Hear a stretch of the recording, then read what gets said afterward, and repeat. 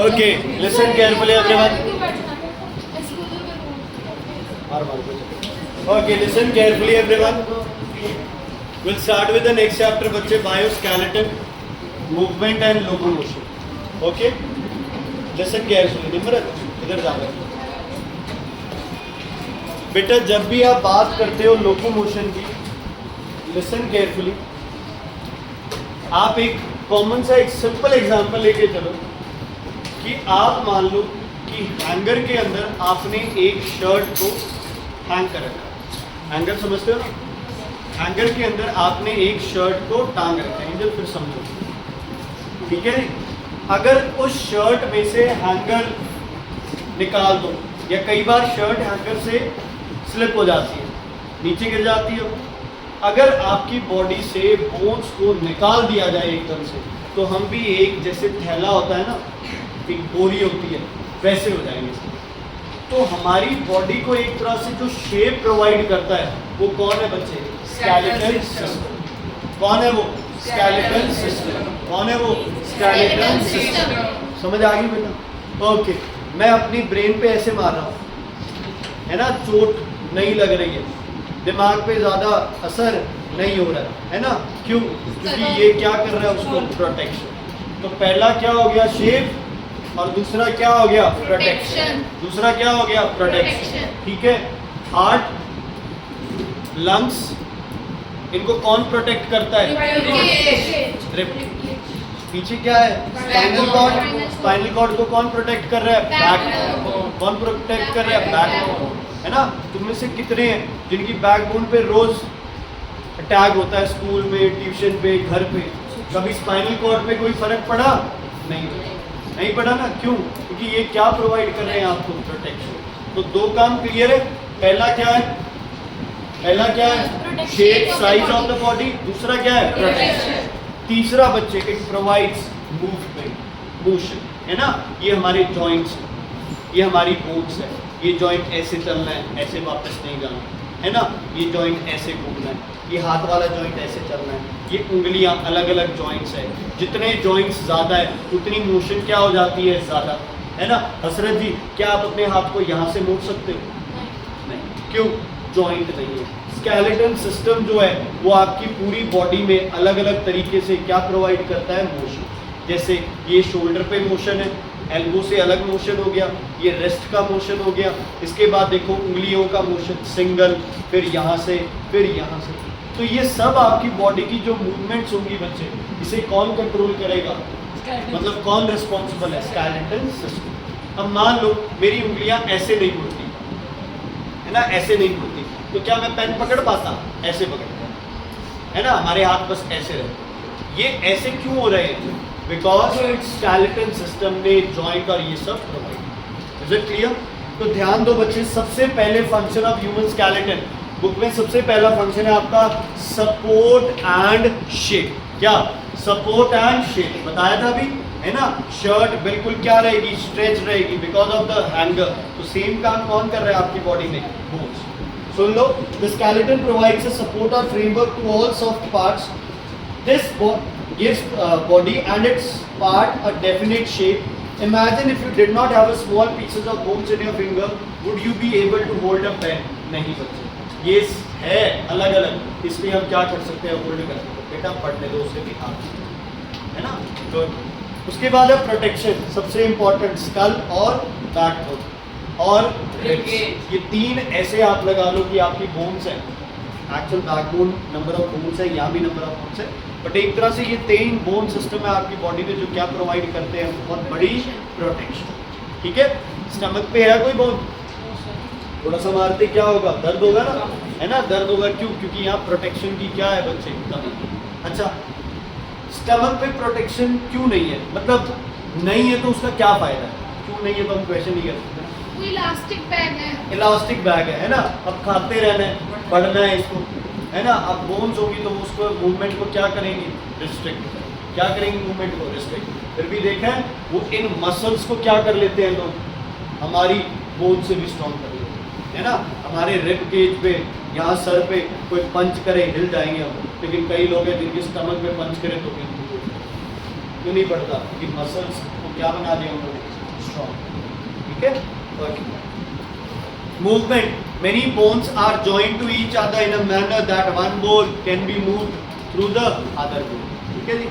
leverage, leverage का क्या मतलब है, leverage एक सिंपल सा लेवर अरेंजमेंट। लेवर अरेंजमेंट भवन जी ऐसी अरेंजमेंट है जो हमारे काम को क्या कर देती है, एक हमारे काम को आसान करने के दो तरीके हैं आपके पास। एक तरीका होता है जितनी फोर्स हम लगा रहे हैं हमारी फोर्स क्या हो जाए, मल्टीप्लाई हो जाए, as in case of hydraulic machine, as in case of a hammer, as in case of a hammer. Hammer का सिर्फ आगे वाला पार्ट आप लो और उससे ट्राई करो।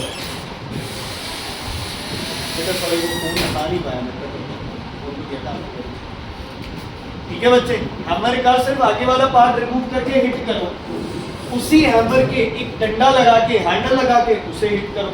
हैंडल वाले केस में ज्यादा चोट मार पाओगे या सिंपल वाले? एक नट नहीं खोल पा रहे हो, स्पैनर चाबी जिसे बोलते हैं, पाना बोलते हैं, वो लगाना। समझ आ गए बच्चे? किसी कार को नहीं उठा पा रहे, हमने क्या लगा दिया, जैक, हाइड्रोलिक जैक लगा दिया, हाइड्रोलिक मशीन यूज कर। आपकी बॉडी में इसका क्या काम, विभू इधर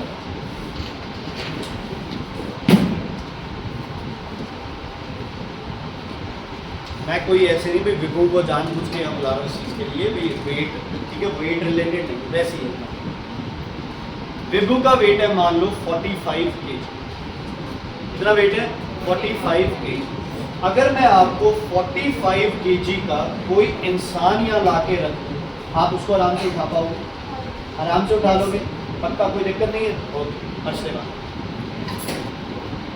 मान लो अर्शदेव का वेट भी कितना है, 40 kg, ठीक है। क्लियर है? विभू अर्शदेव को उठा लेगा, उठा दे, विभू का चेहरा देखना, उठाए रख, कोई बात नहीं, उठाए रख, विभू का चेहरा देखना, ठीक है। लेकिन विभू का खुद का वेट कितना है, 40 kg। कितना वेट है, 40 kg। मैं विभू को उठाने लगूं तो मेरी भी शक्ल सेम बनेगी जैसे विभू की, लेकिन विभू अपनी पूरी बॉडी को अपने टोज पे, टोज हम बहुत वीक मानते हैं अपने टोज को, अपने पूरे वो वेट को अपने टोज पे उठा लेता है। उठाना अपने टोज पे, और कोई ज्यादा फर्क भी नहीं पड़ेगा। 5 मिनट, चलो एटलीस्ट 10 सेकंड के लिए उठा रहा, इससे तो ज्यादा टाइम उठा रहा है। मतलब हमारी जो हील्स है, ये जो बोन सिस्टम है, इसमें कुछ लिवर अरेंजमेंट है। कौन सी अरेंजमेंट है, लिवर अरेंजमेंट है, जो इतने हैवी वेट को इतने प्यार से उठा देता है ना। इतने हैवी वेट को क्या करता है, इतने आराम से उठा देता है। अब मेरा वेट 80 kg है, मुझे बोले 80 kg उठाने का मतलब ही नहीं है, मैं तो यहाँ बैठे कई लोगों को नहीं उठा सकता, है ना। और 80 kg का वेट बोलते तो मतलब ही नहीं, लेकिन मैं अपने आप को 80 kg को बड़ी आसानी से क्या कर सकता हूँ, लिफ्ट कर सकता हूँ, because of which arrangement, liver arrangement. ये वाला लिवर अरेंजमेंट काम को क्या कर देता है बच्चे, फास्ट कर देता है ना। क्या कर देता है, फास्ट। तो बोन क्या करती है बच्चे, बोन क्या प्रोवाइड करती है, shape, size, liver arrangement, protection, और क्या बढ़ाना अपन ने, मूवमेंट। उसके बाद है formation of blood cells, red blood cells, white blood cells. Bone के अंदर जो लिक्विड होता है जिसको क्या बोलते हैं, बोन का जो फ्लूइड है, बोन मैरो, क्या बोलते हैं उसे, बोन मैरो। क्या बोलते हैं उसे, बोन मैरो, जिससे रेड ब्लड सेल्स और white blood cells manufacture. Last है आपके पास बोन्स स्टोर हाउस है, किसका, बॉडी में, कैल्शियम का और फॉस्फोरस। किसका, कैल्शियम का और फॉस्फोरस। ठीक है बच्चे, चलो स्केलेटन सिस्टम के पार्ट्स क्या क्या होंगे, एक तो हो गया बोन्स, हड्डियां, किसकी बनी है, कैल्शियम एंड फॉस्फोरस की। एक हो गया बच्चे कार्टिलेज, फाइब्रस कनेक्टिव टिश्यू, अगर आपको याद है आपने पढ़ा था, है ना। क्या हो गया, ये कार्टिलेज हो गए, है ना। जैसे ये रूट स्टेम है, कार्टिलेज है, रिब्स, और जहाँ दो बोन्स जुड़ती हैं उनके बीच में भी क्या प्रेजेंट होता है, cartilage. Cartilage are the supporting and connecting structures, ठीक है जी। For example the cartilage supporting the projecting external ear and tip of the nose. ये क्या है, कार्टिलेज है, ये बोन्स नहीं है, हड्डियां नहीं है। ये कान में फ्रैक्चर नहीं हो सकता, तू बहाना बना रहा था कान फ्रैक्चर हो गया, तो कान फ्रैक्चर नहीं हो सकता, ठीक है। और ये मसल है, ये मसल, ठीक है। उसके बाद ligaments connect, tendons connect, muscle to a bone. अच्छा, हम किसको मानेंगे इसमें, अपने इसमें लिगामेंट्स, ठीक है। तो क्या क्या पार्ट्स हो गए बताओ? 3। पहला बोन, कार्टिलेज और ligaments, bone, cartilage and ligaments, ठीक है बच्चे, क्लियर? ओके, अब बोन्स लिख लो, लिखना है नहीं, बोन का स्ट्रक्चर नहीं, बोन 2 हिस्सों से बना है, ऑर्गेनिक, इनऑर्गेनिक।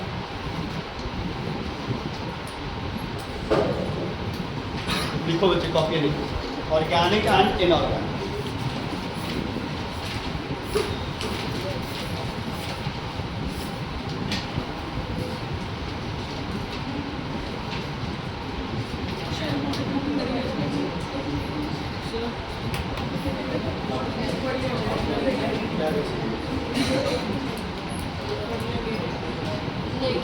हाँ जी बच्चे, ठीक है, ऑर्गेनिक और इनऑर्गेनिक। इनऑर्गेनिक पार्ट में आपके पास क्या आ गया? Calcium and phosphorus. समझ आ गई बच्चे? नियरली 2/3 पार्ट कंप्लीट हो जाता है, 60-70% आपका इनऑर्गेनिक पार्ट है। ऑर्गेनिक में बच्चे आपके पास मिनरल एलिमेंट्स नहीं आएंगे, मतलब ये मिनरल एलिमेंट्स तो ये आ गए। ऑर्गेनिक पार्ट में आपके पास आ जाएगा बच्चे, जैसे प्रोटीन्स हो गए, जिससे बोन डेवलप होगी, जो भी ऑर्गेनिक मैटर है, जिसमें क्या प्रेजेंट होगा? ऐसे आपके कंपाउंड सब्सटेंसेस जिनमें क्या प्रेजेंट होगा? कार्बन। क्या प्रेजेंट होगा? कार्बन। कार्बन वाली चीजें आपकी किसमें आ गई? ऑर्गेनिक में। दूसरा आ गया इनऑर्गेनिक। आपको सिर्फ इतना याद रखना है कि बोन के 2 कंपोनेंट्स है, एक है organic, inorganic. Organic carbon consisting compounds है, अभी कुछ मत लिखो इसके बारे में, बुक में भी नहीं है मेंशन हमारे। इनऑर्गेनिक में आप लिख सकते हो कि इसमें कैल्शियम और फॉस्फोरस। समझ आ गई बच्चों? Is it clear? ये क्या प्रोवाइड करता है इनऑर्गेनिक पार्ट? स्ट्रेंथ, रिजिडिटी, किसको? बोन। और जो ऑर्गेनिक पार्ट है ये क्या प्रोवाइड करता है बोन को? एक तरह से फ्लेक्सिबिलिटी। क्या प्रोवाइड करता है बोन को? फ्लेक्सिबिलिटी, है ना। बोन आपकी क्या बोलेगा? बोन 2 हिस्सों से बना है, ऑर्गेनिक से और इनऑर्गेनिक से। बोन के इनऑर्गेनिक हिस्से जो कि 70% कवर करता है, उसके अंदर आपके पास होती है कैल्शियम और फॉस्फोरस। ऑर्गेनिक जो 25 से 30% होता है, उसके अंदर वही होती है कैल्शियम। समझ आ गया बच्चे? अगर मैं HCl के अंदर डाल दूँ एक बोन को, हल्की सी बॉयल कर दूँ HCl के अंदर, तो Ca और HCl क्या बना लेंगे? CaCl2। P और HCl क्या बना लेंगे? PCl3, PCl5 जो आप करते हैं। तो ये पार्ट क्या हो जाएगा? रिमूव। तो HCl में डालने के बाद बोन क्या हो जाती है? सॉफ्ट। उस बोन को आप क्या बोलते हो? डीकैल्सिफाइड। क्या बोलते हैं उसे? डीकैल्सिफाइड। समझ आ गई? ऑर्गेनिक मैटर रहेगा। इनऑर्गेनिक मैटर HCl से क्या हो जाता है?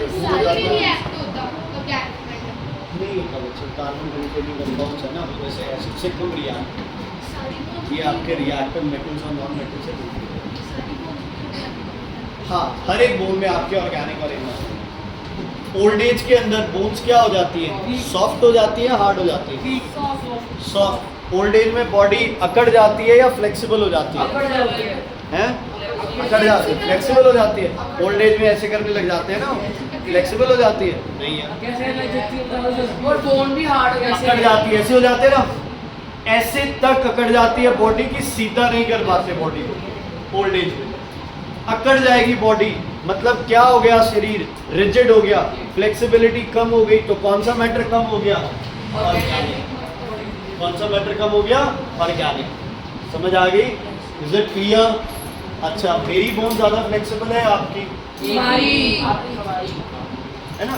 छोटे बच्चे की आप कभी भी बोन्स देखो बच्चे, छोटा बच्चा जैसे गिरता है वैसे अगर हम गिरे तो हम तो कितने बार फ्रैक्चर, बेड से ही लगा लो बच्चा कितनी बार गिर जाता है ना।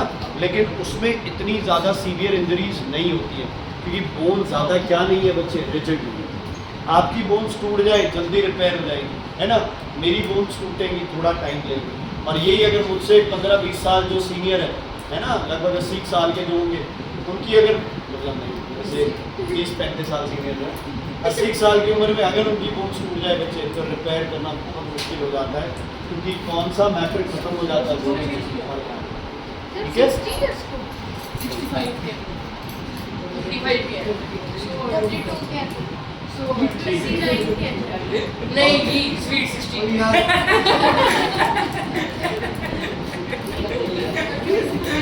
God, I have to call back. I said sorry, I have to call back. So I can tell your child is sweet 16. He knows these kind of things. Okay, next. Classification of bones. Classification of bones. बेटा इनमें से question अगर proper paper बनता है तो इसमें से question आ सकता है तुम्हारा ऑड वन आउट में। ठीक है, क्लासिफिकेशन ऑफ बोन्स में आपके पास बच्चे हैं long bones, short bones, flat bones, irregular bones. ठीक है, long bones, short bones, long, short, flat, irregular. दोबारा बोलो, long, short, flat, irregular, long bone, long bone body की कोई, चलो नाम पता है तो फीमर हो गया आपके पास, है ना।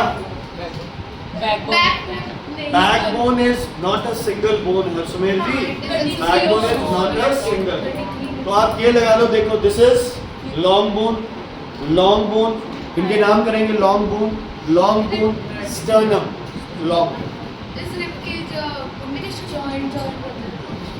समझ आ गई बच्चे, ये सब आपकी क्या हो गई, लॉन्ग बोन्स हो गई। समझने के लिए फ्लैट बोन, ये स्टर्नम हमारी कौन सी बोन है बच्चे, फ्लैट। तो बच्चे जो लॉन्ग फ्लैट नहीं हो सकती यार, तो ठीक है, स्टर्नम इसको बोलते हैं बोन, सेंटर बोन, इसलिए मैं नाम नहीं ले रहा, वो नाम आगे आगे पड़ेगा। ठीक है, नहीं नहीं बच्चे, फ्लैट बोन आपकी ये हो गई, ये हो गया, ये स्कल क्या है, ये क्या है, फ्लैट। ये क्या है आपका शोल्डर ब्लेड, ये भी क्या है, फ्लैट बोन। शॉर्ट कौन सी है? तो यार आगे पढ़ लेंगे ना, जरूरी थोड़ी है कि सारी एक भी होंगी। समझ आ गया, लॉन्ग बोन्स क्लियर है बेटा, शोल्डर ब्लेड है ये क्लैविकल। नाम पे मत जाओ एक बार, सिंपल। जो बोन्स लंबी है लॉन्ग बोन्स की कैटेगरी में आएंगी, लिम्स की बोन्स है जो। ओके, फिर आती है आपके पास फ्लैट बोन्स, जिसमें स्टर्नम है, ये वाली फ्लैट बोन हो गई, है ना। ठीक है, ये क्या हो गई, फ्लैट बोन्स हो गई। उसके बाद आ गई शॉर्ट बोन्स, क्या है ये, छोटी छोटी बोन्स है ये। इर्रेगुलर, जिनकी शेप क्या नहीं है, प्रॉपर नहीं है, वो क्या है, इर्रेगुलर। जैसे ये वर्टेब्रल कॉलम की बोन्स हो गई, है ना। जैसे आपकी फेस की बोन्स हो गई, जॉ बोन्स है, ये इर्रेगुलर है ना। इनको फ्लैट कह सकते हैं आप, ना इनको राउंड कह सकते हैं, डिपेंड करता है जैसे जैसे बॉडी ये शेप चलती है वैसे वैसे इन बोन्स की शेप भी चेंज हो जाती है। तो फ्लैट बोन्स लिम्स में, सॉरी लॉन्ग बोन्स लिम्स में, फ्लैट बोन स्टर्नम, ये चेस्ट बोन कर लो, चेस्ट ब्रेस्ट बोन बोलते हैं इसको, ये हो गई। और ये आपकी स्कल वाली बोन्स है, फ्लैट बोन्स। ठीक है, शॉर्ट बोन्स आपकी किस में आती है, फिंगर्स होगी, फ्लेंजेस बोलते हैं, फिंगर्स में हो गई, पाम में आ गई, वर्टेब्रल कॉलम में छोटी छोटी बोन्स हो गई। इवन वर्टेब्रल कॉलम्स वाली को आप क्या बोल सकते हो, इर्रेगुलर भी बोल सकते हो, है ना। इर्रेगुलर बोन्स है। और आपके कानों वाली तीनों बोन्स बच्चे, वो भी क्या है आपके शॉर्ट बोन्स। एक्सटर्नल, अंदर अंदर अंदर, ये कान नहीं है, ये एक्सटर्नल ईयर है, दो और पार्ट है।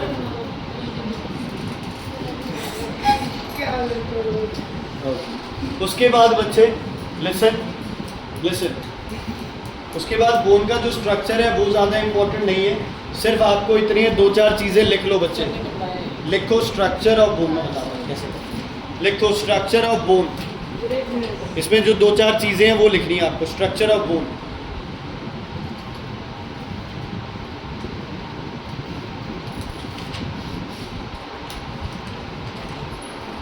मेम्ब्रेन, मेम्ब्रेन होती है बोन की, जो मेम्ब्रेन है उसको बोलते हैं पेरियोस्टियम, PERIOSTEUM,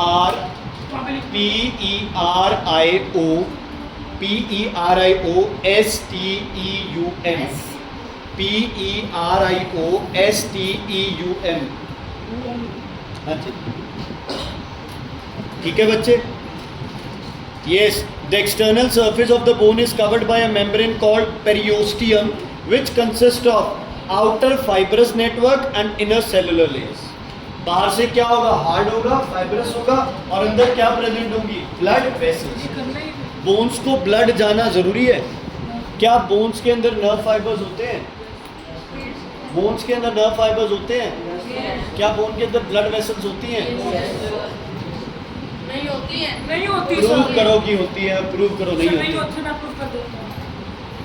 आ इधर। क्यों दुखता है? सर हमारा जो चुप। cerebellum है चुप। ये कह रहा है कि नहीं होती है। हाँ जी, नहीं होती है, प्रूव करो कैसे। सर किसी बोन टूटती है तो फिर नाम दर्द तो होगा लेकिन बोन टूटती है तो दर्द नहीं होता। होता है। क्यों? क्योंकि nerves का नर्व होती है। समझ आ गई? नर्व होती अगर है। नाउज होती है तो ब्लू को रेड कलर हो गया। किसने बोला है नर्व ब्लू और रेड कलर की होती है? अलग ही कंसेप्ट ले आते हो। सर फिर कौन सी रंग की होती है? नर्व फाइबर्स है बच्चे। एक मिनट। Blood vessels and nerves are two separate things. टूटती है। We are talking of arteries and veins. वो ब्लैक, वो जो ब्लू और रेड है, और वो भी ब्लू और रेड नहीं होती। आर्टरीज में ये कलर है ब्लड का, और वेन्स में ये कलर है। कौन सा बस सही इतना सा फर्क है दोनों। इसमें चमकदार लाल होगा, उसमें हल्का सा डार्क रेड हो जाएगा। ब्लू कुछ भी नहीं, वो वैसे ही देखने में। ये बता ये दो। oxygen ओके, ये लिखो लिखो नेक्स्ट, लिखो next. Sir The middle part of bone is filled with the fluid called bone marrow. The middle part of the bone is filled with the fluid called bone marrow. The middle part of the bone is filled with the fluid called bone marrow. Called bone marrow. MARROW. Bone marrow. अब bone marrow के दो parts कर लो। एक तरफ लिखो yellow marrow, एक तरफ लिखो red marrow. Yellow marrow, red marrow. Long bones में क्योंकि शॉर्ट बोन्स में तो बच्चे वो है ना कि उनका साइज ही उतना है। जो लॉन्ग बोन्स है ना, लॉन्ग बोन्स कौन सी लेंस वाली बोन्स ज्यादातर, इनमें क्या प्रेजेंट होता है, हॉलो कैविटी जिसमें फ्लूइड होता है, क्या, बोन मैरो। दो तरह के हैं, कौन कौन, yellow and red. Yellow and red. Okay, yellow की कॉम्पोजिशन लिखो अब। एडिपोज टिश्यू लिखो, adipose tissue and blood vessels. हाँ जी, adipose tissue and blood vessels yellow में। Adipose tissue and blood vessels.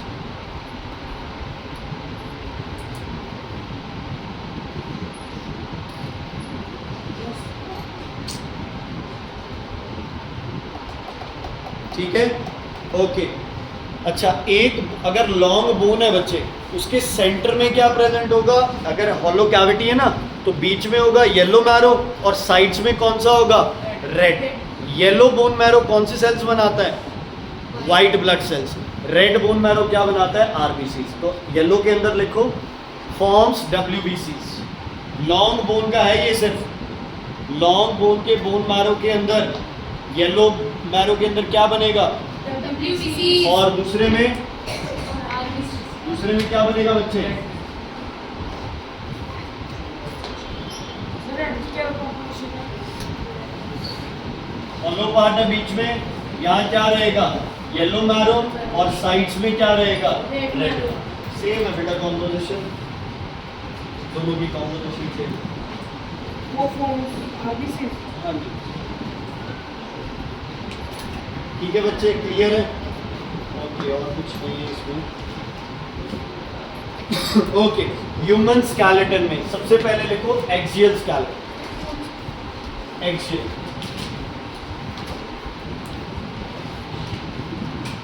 Axial skeleton सबसे पहला इसमें आता है स्कल, खोपड़ी। स्कल पढ़ोगे नहीं तो फिर आप तुम्हें तांत्रिक वगैरह के काम अगर करने पड़ जाए तो सबसे पहले क्या ढूंढना? स्कल। सोडियम। सोडियम पानी भी नहीं आप ये उधर तीन चीजें चाहिए, skull, sodium। मेरे पास ये आई कह रहा हूँ। समझ आ गई बच्चे? Is it clear? Axial skeleton में सबसे फर्स्ट पार्ट क्या आता है बच्चे? स्कल। ठीक है, अब स्कल को ध्यान से समझो। देखो स्कल, ये स्कल हो गया पूरा अपना, है ना, जिसके अंदर ये वाली बोन्स क्या हो गई? फ्लैट बोन्स हो गई। ये आपके क्या आ गए? इनको क्या बोलते हैं? जॉज। क्या बोलते हैं इनको? जॉज। फिर ये आंखों के आगे ये नोज बोन आ गई इसमें, समझ आ गई? तो ये पूरा पार्ट आपका क्या कवर करेगा? स्कल। क्या कवर करेगा? स्कल। समझते हो इसको? ओके, स्कल के अंदर लिखो बच्चे, स्कल के अंदर लिखो दो पार्ट्स। एक लिखो क्रेनियम, ब्रेन बॉक्स।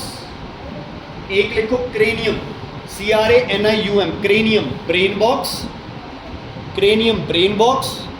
और दूसरा पार्ट लिखो face bones, face bones, face bones, face bones and cranium, face bones and cranium. ठीक है, ओके। क्रेनियम होती है 8, क्रेनियम का नंबर है 8, जल्दी लिखो यार। क्रेनियम 8, क्रेनियम क्या है? 8। और फेस बोन्स कितनी है? 14, जिसमें आपके सारे आ जाएंगे, जॉ वगैरह सब।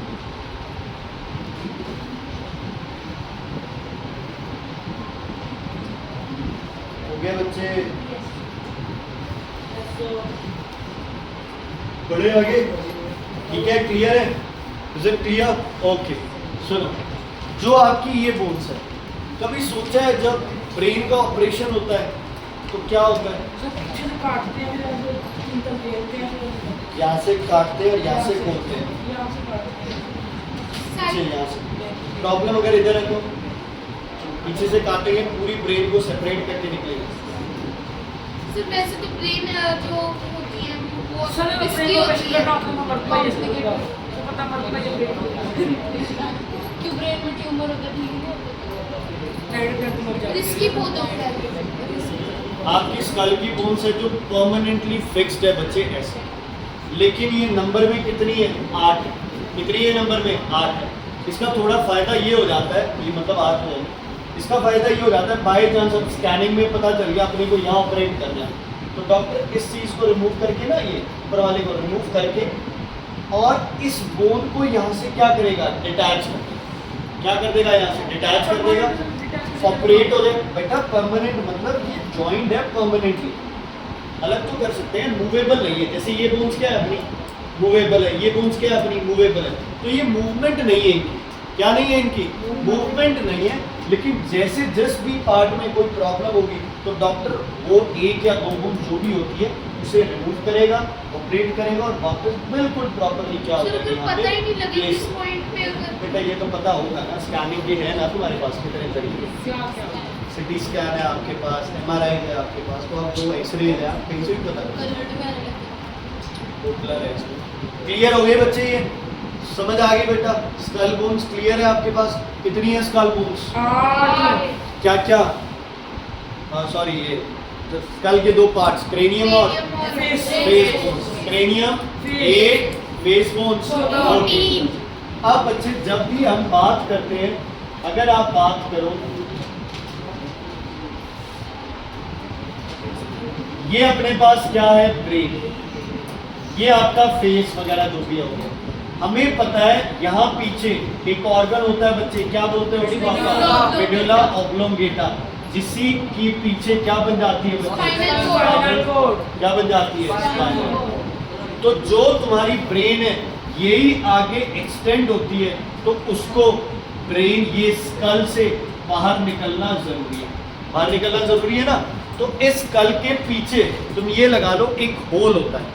स्कल के पीछे क्या होता है? होल होता है, जिसके थ्रू कौन चलती है? Spinal cord. कौन चलती है? Spinal cord. इसको बोलते हैं फोरमेन मैग्नम। क्या बोलते हैं इसको? Foramen magnum. लिखो लिखो लिखो। Hole in the back part of cranium.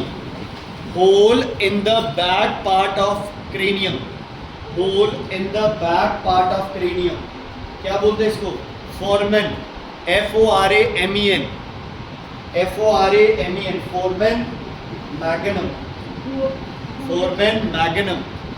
Hole in the back part of cranium. क्या बोलते हैं इसको?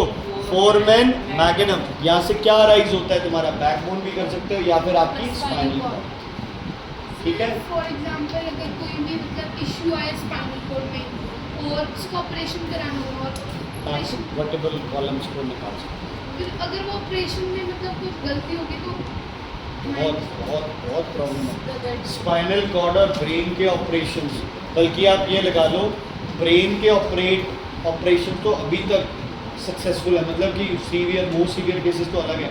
स्पाइनल कॉर्ड का operation is very very risky, क्योंकि सबसे बड़ी दिक्कत स्पाइनल कॉर्ड के साथ है पैरालिसिस। एक नर्व इधर से उधर हुई, क्योंकि वो बंडल ऑफ नर्व्स है, एक नर्व इधर से उधर हुई तो ब्रेन के ऑपरेशंस ठीक है रिस्की, वो भी स्पाइनल कॉर्ड से दुगने हो जाते हैं, क्योंकि यहाँ तो डेथ है, यहाँ तो डेथ है डायरेक्ट, और यहाँ क्या है पैरालिसिस। तो स्पाइनल कॉर्ड का जितना हो सके अवॉइड करते हैं लोग ऑपरेशन, मतलब कि जब कुछ होगा नहीं फिर तो कराना ही पड़ेगा। जैसे बैकबोन में प्रॉब्लम नहीं आती, कहते हैं डिस्क हिल गई, कहते हैं ना डिस्क हिल गई या आप पड़ेंगे, ग्रिसल बोलते हैं उसको, ठीक है। वो डिस्क हिलती है तो क्या करते हैं, है ना, कई बार कोई हड्डी ब्रेकेज हो जाए, कोई फ्रैक्चर हो जाए, उस टाइम क्या करते हैं, तो थोड़ा थोड़ा इसके बारे में बैकबोन पड़ेगा, क्या होता है? पड़ेगा सारी पड़ेगी। ओके, ये आ गया वर्टिब्रल कॉलम, सेकेंड है। पहला क्या है स्कल, दूसरा है वर्टिब्रल कॉलम। क्या बोलते हैं वर्टिब्रल कॉलम को, बैकबोन भी बोलते हैं।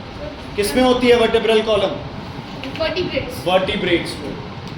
वर्टिब्रेट क्या है, पहले तो ऐसे भी तो वर्टिब्रेट क्या है, फाइलम है, क्लास है, किंगडम है। फाइलम, किंगडम कौन सी है, एनिमेलिया। वर्टिब्रेट्स के आगे क्लासेस क्या क्या है इसकी, स्पाइसेस, एप्स, मैमेलिया, है ना, Reptilia. रेप्टिलिया, Apes, एम्फीबिया, क्या इस पांच के अलावा और भी है ना किसके? ये क्लासेस नहीं अपन सारे पढ़ चुके, वो उसमें आ जाएगी ना कि दूसरे का। पहले तो ऐसे नहीं ही मतलब कोडेटा में और भी क्लासेस है ना ये पांच के और अलावा। डेटा में क्लास मैंने ना मुझे साइंस की एनसीईआरटी बुक में उसमें दे दी। पहला स्कल है एक्सियल का। अब स्कल के साथ दूसरा आता है वर्टिब्रल कॉलम। क्या आता है बच्चे, वर्टिब्रल कॉलम, ठीक है। ओके, एक डायग्राम बनाओ कॉपी में, इंपॉर्टेंट डायग्राम है, कई बार सर पूछ लेते हैं। लिखो thoracic vertebrate, thoracic vertebrate, thoracic vertebrate,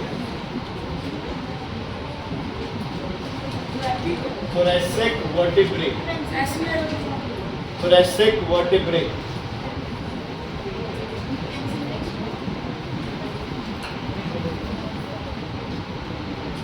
वो कंप्लीट वर्टिब्रेट आएगा, वर्टिब्रेट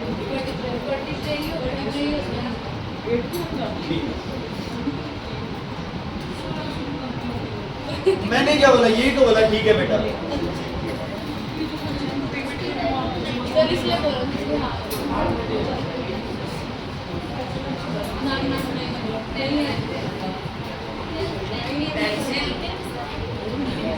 सबसे बुरा रहा है सर।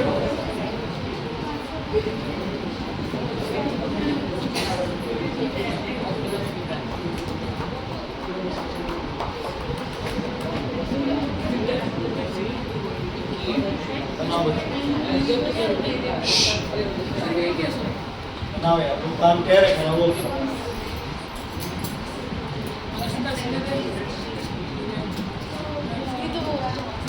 कोई ना Kashmir are the people who are to be least trusted. And you are sitting with Vishnoi और विष्णुई सेम नहीं, आपका काम है।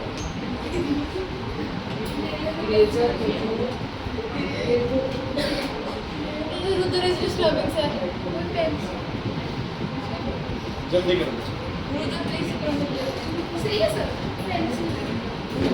मैंने एक बार में सुना बेटा प्लीज जल्दी करो। मेरा एक बना दिया। वो ऑटोमेटिक बोलेगी। पता है मुझे सुना पेंसिल एक बार में तो इतना सब कि मैं पेंसिल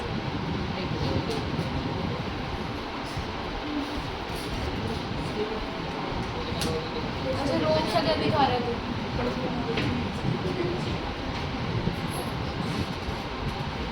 इतना बड़ी किसी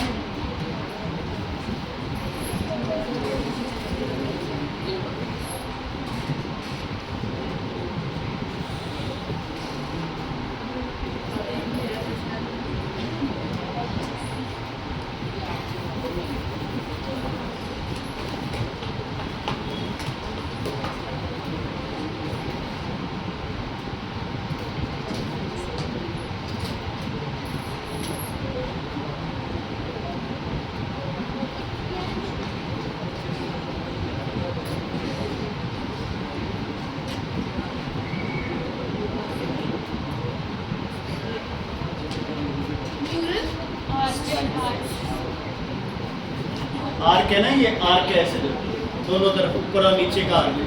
ये न्यूरल आर्क है बच्चे, जो बिल्कुल टॉप पे है, जो ये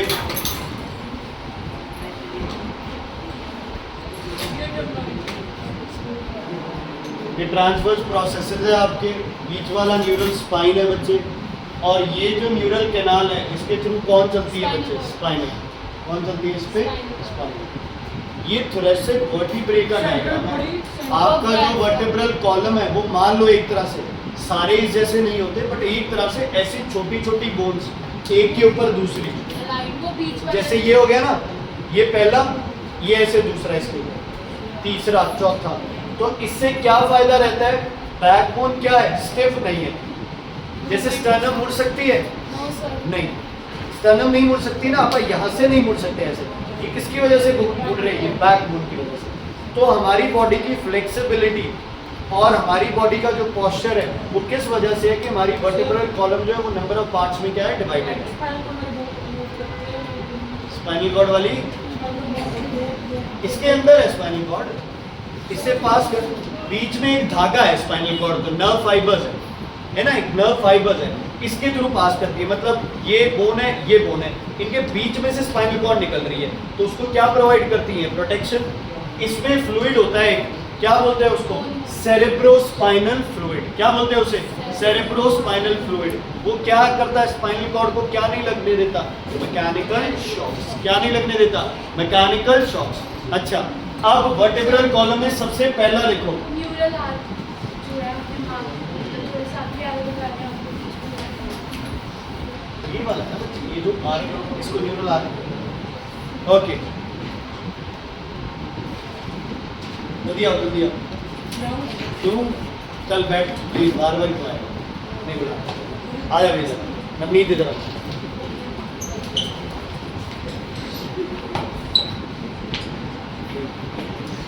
ओके, ये नवनीत है बच्चे इधर। ये कहता है मुझे सर्वाइकल की दिक्कत है। किसकी दिक्कत है? सर्वाइकल की, है ना। सर्वाइकल की दिक्कत पता है सबको कहाँ होती है? गर्दन में। गर्दन में, और गर्दन में भी कहाँ? जहाँ इसका स्कल किससे ज्वाइन किया हुआ है? वर्टेब्रल कॉलम से। देखो याद करने का बता रहा हूँ। सर्वाइकल सबको पता है कि क्या है? नेक की बीमारी है। मतलब तुम्हारा वर्टेब्रल कॉलम कहाँ से स्टार्ट होगा? यहाँ से। कहाँ से स्टार्ट होगा? यहाँ से। तो सबसे पहला जो वर्टेब्रल कॉलम का पार्ट है उसको क्या बोलते हो? सर्वाइकल नहीं, थोड़ा सा सर्विकल। देखो सबसे पहला part cervical. Cervical, CERVICAL, cervical. हाँ जी बच्चे, सर्विकल सबसे पहला है सर्विकल। नंबर ऑफ बोन्स लिखो 7। सर्विकल में बोन्स लिखो 7।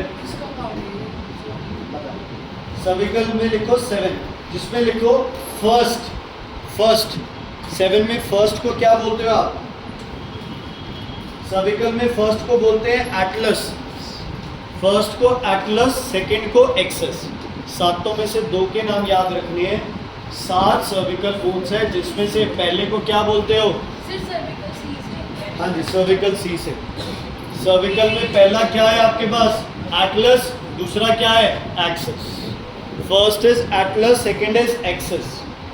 Book axis, AXIS। बुक में भी देख सकते हो, पेज नंबर 125 पे दिया हुआ है बच्चे। एटलस एंड एक्सेस हो गया, टोटल होती है 7। उसके बाद आता है बच्चे आपके पास थोरेसिक रीजन। इधर आया तू,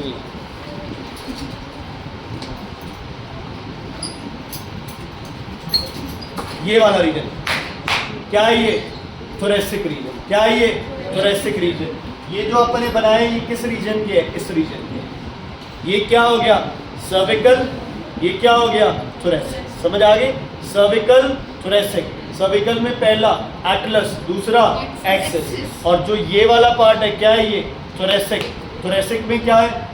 अजय थप्पड़ आएगा, थोरेसिक चकनाचूर हो जाएगा, देखना। थोरेसिक 12 बोन्स, देखो इसमें 12 बोन्स। Thoracic 12 bones.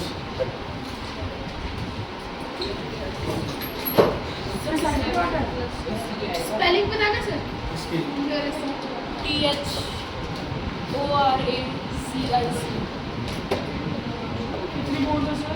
थोरेसिक में 12 याद रखना 7 और 12 कितनी होगी 19 हो गई। मैम मत बोलो आप, मैं घर फोन कर दूँगा दोनों के देखना। ग्रुप चेंज करना है वापस। फिर नेक्स्ट लंब LUMBER लंब 5 लंब 5 हिंदी में जो थोरेसिक था उसे क्या बोलते हैं हिंदी में? रीढ़ की हड्डी, ये रीजन को क्या बोलते हैं? ये शोल्डर, भूरी बोलते हैं जिसे। भुई। और मोटा, कमर कमर को नीचे कमर होती है है। सर। कमर बोलते हैं इसको। नो, पीठ बोलते हैं इसे। गर्दन, हिंदी में क्या बोलते हैं इसे? पीठ। क्या बोलते हैं इसे? पीठ। या फिर पंजाबी में आप जो बोल रहे हो टूई बोलते हैं, है ना। और ये क्या है? Lumbar region. जब बहुत ज्यादा वजन उठाते हो तो किस रीजन पे सबसे ज्यादा लंबर। समझ आ गया? जब कोई चीज उठाते हैं तो जिस रीजन पे सबसे ज्यादा जोर पड़ता है नीचे, ये क्या है? Lumbar region. लंब। लिखो अगला लंब 5। वही तो कह रहा हूँ कैलकुलेट करते जाओ। लंब 5। फिर लिखो लंब LUMBER। फिर लिखो सैक्रम 5। पेयर नहीं है, इंडिविजुअल बोन्स है, ध्यान रखना। मुझे बता के भी खाएगा तो नहीं लिखो, छीन नहीं लूंगा। आगे लिखो sacrum SACRUM sacrum sacrum 5 bracket में कर लो 1 5 बोन्स करो पहले और ब्रैकेट में कर लो फ्यूज्ड एज 1 इकट्ठी हो जाती है ये पांचों, अलग अलग नहीं कर सकते। 5 रीजन्स हैं लेकिन इन्हें अलग अलग नहीं कर सकते। नेक्स्ट लिखो कॉकेक्स CO सैक्रम में 5 है बच्चे COCCYX कॉकेक्स COCCYX इसमें होती है 4 अगेन फ्यूज्ड एज 1 4 बोन्स होती हैं फ्यूज्ड एज 1 4 बोन्स होती हैं फ्यूज्ड एज 1। 33 अब काउंट कर लो 33 होगी एक तरह से तो, और अगर सिंगल काउंट करोगे तो कितनी हो जाएंगी? तो भी काउंट कर लो 12 5 17 और 5 17 और 5 22। भाई तूने एक कम कैसे लिख दी? पहले 7 7 and 12 19 and 5 24 and 1 25 and 1 26।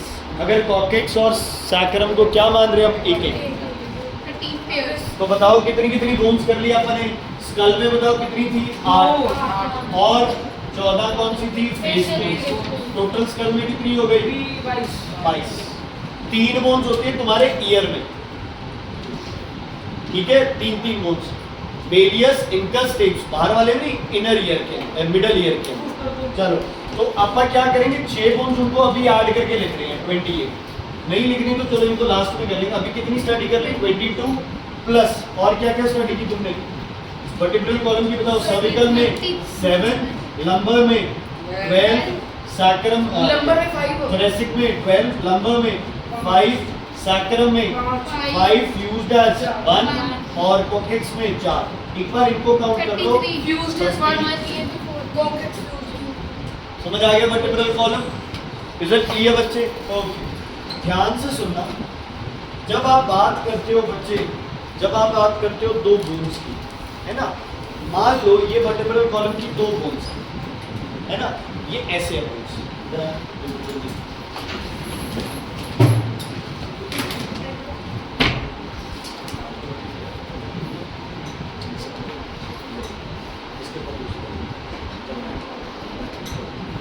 ये ऐसे है बच्चे, है ना, मान लो ये बीच में न्यूरल स्पाइन है, ये ट्रांसवर्स प्रोसेस है। अब बच्चे क्या ये बोन्स तो एक दूसरे से क्या हो जाएंगे? अलग अलग स्लिप हो जाएंगे। तो दोनों को आपस में कनेक्ट करना क्या है? जरूरी। इसको क्या बोलते हैं? फेसेट। क्या बोलते हैं इसे? फेसेट। जैसे कड़ी होती है ना किसी चीज की, भाई एक कड़ी है दूसरी कड़ी है, आपस में उनका क्या होना चाहिए? जॉइंट। तो पता है क्या, ये एक दूसरे के ऊपर ऐसे प्लेस्ड है और यहाँ से जो न्यूरल आर्क है ना, यहाँ से और यहाँ से ये आपस में क्या होंगी, कनेक्टेड। क्या होंगी आपस में, क्या होंगी आपस में, कनेक्टेड। प्लस इन दोनों के बीच में क्या रखा होगा, कार्टिलेज, क्योंकि बोन से बोन की रगड़ लगेगी तो क्या होगी, चोट। नबी जी ये क्या है, कार्टिलेज, क्रिस्टल, इसको बोलते हैं इनवर्टिब्रल डिस्क। क्या बोलते हैं इसे, डिस्क। अब मान लो ये डिस्क यहाँ ये ऐसे है, ज़्यादा जोर लगा, झटका लगा तो आपस में ऐसे होंगी, तो डिस्क क्या हो सकती है, वहाँ से डिस्प्लेस हो सकती है, हिल सकती है बच्चे। कई बार जब आप डॉक्टर के पास जाते हो तो वो कहते हैं T8 में प्रॉब्लम है। T8 मतलब थोरेसिक 8th नंबर, है ना। कई वो कहते हैं कि S2 पॉइंट में दिक्कत है, सैक्रम के सेकंड में। वो कहता है सर्विकल का फर्स्ट पॉइंट दिक्कत है, तो सर्विकल के फर्स्ट पॉइंट। समझ आ गई। दोनों जॉइंट किससे होते हैं, फेसेट से। किससे, फेसेट से। और दोनों फेसेट FACET, और बीच में क्या प्रेजेंट होता है इनके, डिस्क, जिसको क्या बोलते हैं, क्रिस्टल। क्या बोलते हैं इसे, क्रिस्टल। समझ आ गई बच्चे। अब मैं रीड करूंगा तो याद रहेगा। ये कौन से प्रोसेसेस है, ट्रांसफर प्रोसेसेस। क्या करेंगे, यहाँ से होल्ड इसे, बीच में क्या है, क्रिस्टल, सेंटर में क्या है, न्यूरल कैनाल, इसमें से कौन पास कर रहा है, स्पाइनल कॉर्ड, और आगे इसके क्या है, neural spine. Neural spine.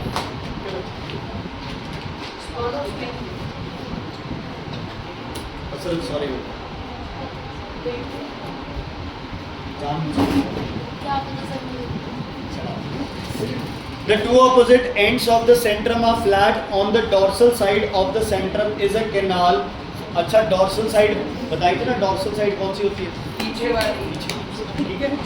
On the dorsal side of a centrum is canal, neural canal अभी बताया, formed by the union of two neural arcs, neural formed by union of two neural arcs। बच्चे ध्यान देना इधर।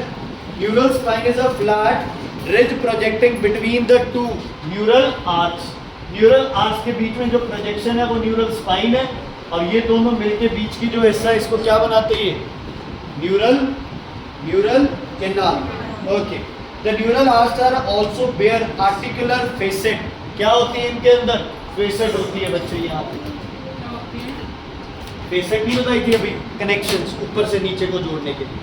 क्या करती है, which help in joining the two vertebrae one behind the other, एक से दूसरे पे, दूसरे से तीसरे में। तो एक तरफ से तो सेंट्रल बॉडी फ्लैट है, फ्लैट के ऊपर फ्लैट रखा गया, बीच में क्या आ गई, डिस्क आ गई, और दूसरी तरफ क्या कनेक्शंस हो गए, फेसेट के कनेक्शन हो गए। तो बैकबोन अपनी जगह से हिलती जल्दी से नहीं। समझ आ गई बेटा। ओके। आपने देखा कई बार वेट लिफ्टर्स यहाँ बेल्ट बांधते हैं, तो वो लंबर रीजन को क्या प्रोवाइड करते हैं, सपोर्ट प्रोवाइड करते हैं, ताकि ये वर्टेब्रल कॉलम यहाँ से डिस्क क्या ना हो जाए, हिल ना जाए ज़्यादा। ठीक है। ओके। अब पैड ऑफ कार्टिलेज, ये बुक है तो मार्क कर लो, वेरी इंपॉर्टेंट है, नहीं तो बुक इसमें लिख लो। The cartilage between two vertebrae, the cartilage between two vertebrae, the cartilage between two vertebrae, the cartilage between two vertebrae, the cartilage between two vertebrae, इसको बोलते हैं invertebral disc, in INVERTE, invertebral disc और crystal. नहीं लिखना, वो लिख रही है आपके लिए, तो वो बुक में बात कर रही है और लिख नहीं रही है ना, ये लिख रही, दोनों क्यों नुकसान करा रहे हो एक दूसरे। इनवर्टेब्रल डिस्क और ग्रिसल, GRISTLE, ग्रिसल इज GRISTLE, ग्रिसल। समझ आ गया बच्चे, वर्टेब्रल कॉलम क्लियर है। ओके। थोड़ा सा वैसे ही सुन लो। First cervical Atlas, second cervical axis, बाकी ज़्यादा स्पेशल नेम नहीं है। Have long neural spine, thoracic में न्यूरल स्पाइन बड़ी है बच्चे। अच्छा, लंबर रीजन है, वेल डेवलप है, पावरफुल बैक मसल्स है। अभी बताया मैंने, वजन उठाते हैं तो किस पे बोझ पड़ता है सक्षम जी, इस पे, लंबर वर्टेब्रेस पे। सैक्रम बच्चे आपकी स्टार्टिंग, हिप बोन की स्टार्टिंग है, और जो कॉकेक्स है यहाँ से अपनी टेल स्टार्ट होती है ना, ठीक। तुम्हारे दादाजी के, परदादाजी के, मेरे परदादाजी के, दादाजी के, मानते हैं हम लोग कि हम जिस एज से एवोल्यूशन हुआ है हमारा, तब हमारे क्या थी, टेल थी। तो ये कॉकेक्स जो है बेटा, इसको क्या माना जाता है, रूडिमेंट्री टेल भी बोलते हैं, जो कि अब क्या हो चुकी है, खत्म हो चुकी है। वेस्टिजियल ऑर्गन है, जैसे अपेंडिक्स खत्म हो जाएगी वैसे वैसे वो जैसे टेल भी वो एक टाइम पे जब नॉन फंक्शनल थी तो खत्म हो सकता। नॉन फंक्शनल तो धीरे धीरे ये भी कम हो रहा है, क्योंकि पहले पे ना इतने इतने थे वाले एप्स वाले, अब धीरे धीरे कम हो रहा है। ठीक है बच्चे, उसके बाद आता है सिर्फ तीसरा पार्ट लिखो। पहला हो गया स्कल, दूसरा हो गया वर्टेब्रल कॉलम, तीसरा लिखो स्टर्नम, STERNUM, ब्रैकेट में लिखो breast bone, sternum STERNUM sternum, और ब्रैकेट में लिखो ब्रेस्ट बोन, ब्रेस्ट बोन।